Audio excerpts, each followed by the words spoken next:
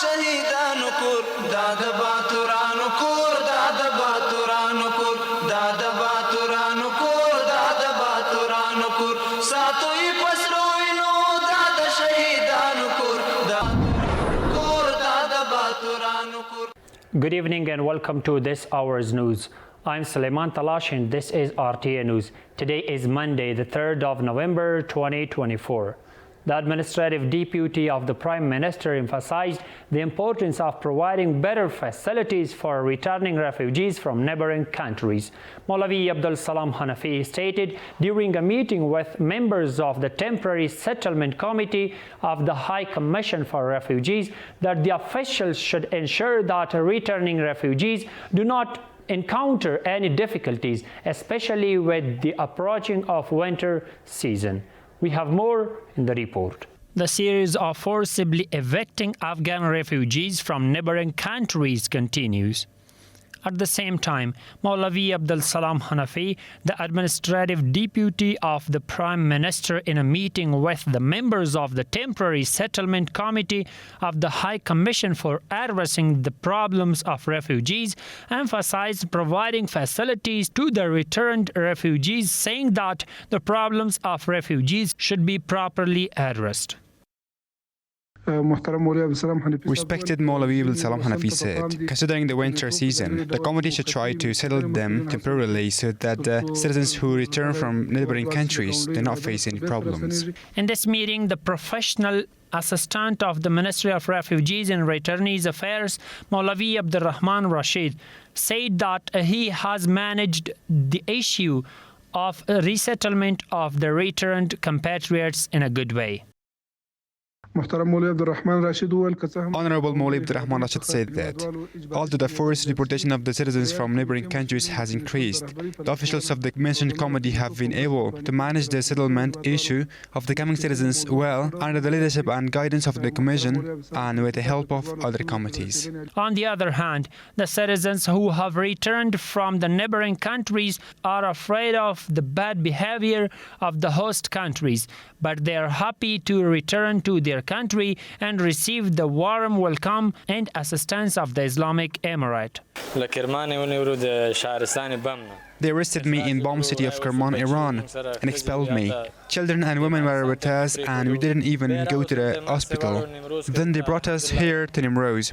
We are very happy with the Islamic Emirate, which has prepared everything for us here. I only came in these clothes. I thank the head of the refugees for providing this shelter here.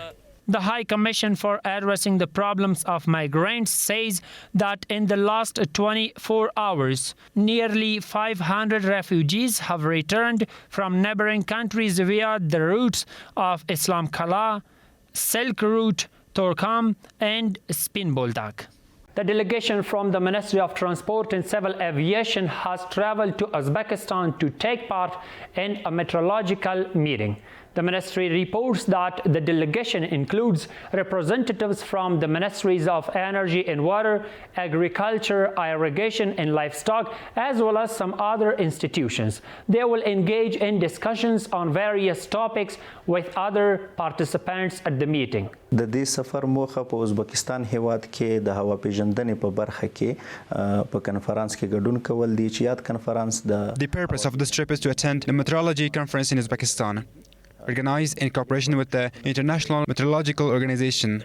The conference will feature various workshops including access to the International Meteorological Satellite and some workshops related to meteorology to address natural disasters caused by floods and heavy rains.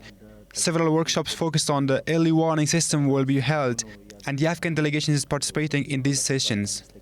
During his official visit to Kunar province, Maulavi Muhammad Zahid Ahmadzai, the Deputy Minister of Labor and Social Affairs, met with the provincial governor Maulavi Qudratullah Abu Hamza. They discussed various important issues related to the province. The meeting focused on expanding services for the community, providing support for the orphans, creating employment opportunities for youth, increasing programs for technical and vocational education, and addressing other relevant topics. Afghan electricity company announced that it is currently developing a 5-year plan to generate electricity from various sources inside the country. Abdul Bari Umar, the chief executive director of the company, stated on national television that it has designed and completed power generation projects totaling $400 million within the span of 3 months. Let's see more in the report. Abdul Bari Umar, the General Executive Director for the Afghan Electricity Company, in an exclusive interview with national television, announced the 5-year plan to generate electricity. According to Mr. Umar, Afghanistan has the capacity to generate thousands of megawatts of electricity from water, wind, solar, and other sources. What should we do in the next 5 years? How much electricity should we produce? How to go towards clean or green energy? How could we use our internal resources? We are working together with the Ministry of Energy and Water in this regard because they are the policy makers. They will give us the policy. We will move forward based on that policy and try to use our internal resources. The General Executive Director of the Afghan Electricity Company said in another part of his speech that the Islamic Emirate has signed contracts worth more than $150 million to produce electricity from various sources with domestic and foreign investors. In the last 3 months, we have designed various projects worth $400 million, some of which are close to contracting and some of which are in technical discussions.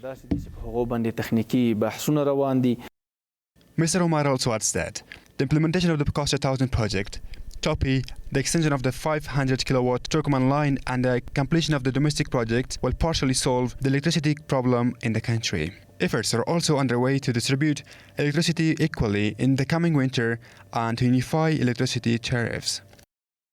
A cooperation agreement valued at over $200,000 has been signed between the National Environmental Protection Agency and the Wildlife Conservation Society, WCS.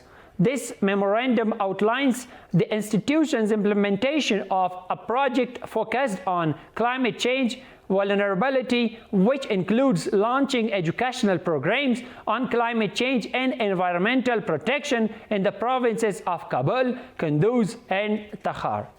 A total of 25 children with perforated heart disease were referred to 4 hospitals in Kabul for treatment by the Afghan Red Crescent Society. The Afghan Red Crescent Society has stated that it will cover all the treatment costs for these children.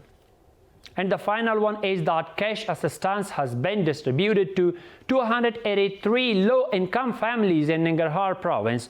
The Disaster Preparedness Department of Nangarhar, in collaboration with the IRC organization, provided the first installment of cash aid to these families in Jalalabad city, the provincial capital. Each family received 2,800 Afghanis, and additional assistance will be provided to the same number of families in the future.